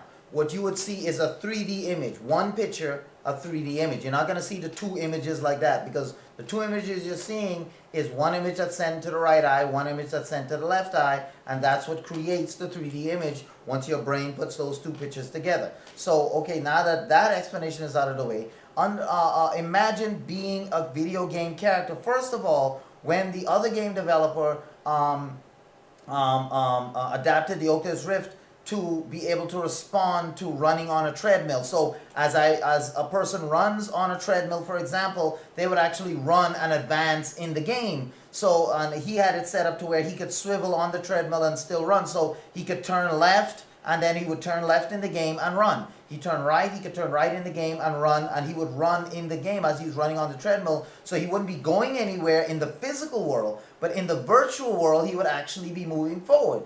This guy now, developer, I forget his name, he developed adapted, I should say, the Oculus Rift, and the name of the guy is Kelly Weaver. Yeah, he adapted the Oculus Rift to be able to mimic hand motion. So he has, as he saw, you have the glasses on, and as you saw in the side-by-side demo, as he waved his hand, the character in the game waved their hand too. So if you're a character in the game, rather than pressing down to crouch down, you crouch down and the character would crouch down. If there's someone that you see in the distance, you can wave, you can shake your head no, you can nod your head yes, you can actually shrug your shoulders and say, I don't know, you know what I'm saying? And it would do that in the game. These are the first steps towards virtual reality. Now, even though Microsoft is coming out with the Illuma Room. If you remember yesterday, we were talking about the update to Microsoft, and we're going to get to that.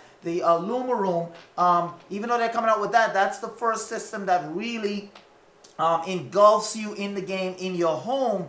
This now is a virtual reality world where you're a part of the world. The Illuma Room is the same, is a different type of virtual reality. It brings the reality into your room, but you can walk forward and the game doesn't move. You know, it's still static, and the game moves as you move the controller. So the world moves around you with the Illuma Room. With the Oculus Rift, you move in the world, and that's a difference, you see? And so it's cool to see these different types of technologies coming out this year for 3D and virtual reality. Now, when I say coming out, the Oculus Rift has not been announced to come out this year, but the developers' kits are available. If you're a developer, you can buy an Oculus Rift just like this guy did for $300, and then you can adapt it if you're a developer. If you're not a developer, then this wouldn't be for you, because there's no real applications out for it right now. But the fact that they're working on these things right now, and you can see what they're doing, and the developer kit was just released a little while ago. It shows that maybe in a year, maybe next year this time, this product is going to be available for launch. Maybe next year this time, this product is going to be available for launch, and we're going to get our hands on it. And the same with the Illuma Room. And going back to, since we're talking about the Illuma Room, let's go back and visit that this situation for many of you who may not have seen yesterday's broadcast on it. According to Microsoft, this is going to be a peripheral, and some of the things that they released about it, remember they were just going to release some information yesterday about it. It wasn't going to be any big announcement as far as it's coming out or anything like that. And what they're saying is that, obviously from what you saw yesterday, the Illuma Room is going to transform your whole room into a video game. Now, the Oculus Rift has you in the game with VR helmet or goggles on.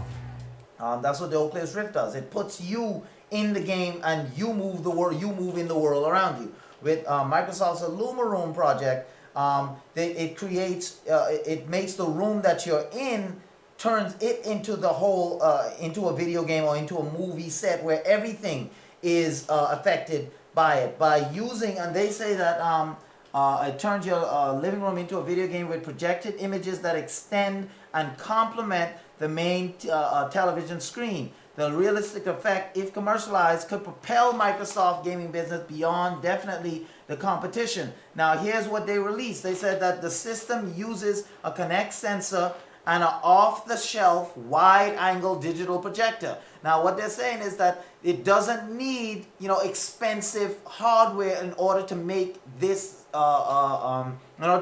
illusion come to life. Microsoft doesn't need to use expensive hardware. No, all they need to use is a regular off-the-shelf for maybe $300 off-the-shelf. A 269 wide-angle projector. So it's nothing that's big technology is going to cost you $1,500–$1,600. No, they're saying they can use the Kinect sensor, which is retail $99 right now anywhere you go, which means the cost to produce it is not $99. It's less than that. So you take the cost to produce it, less than $99 on a projector that retails for $300, so it's not going to cost that same amount to build it. So you're talking for around, say $300, for around $300 in terms of manufacturing price.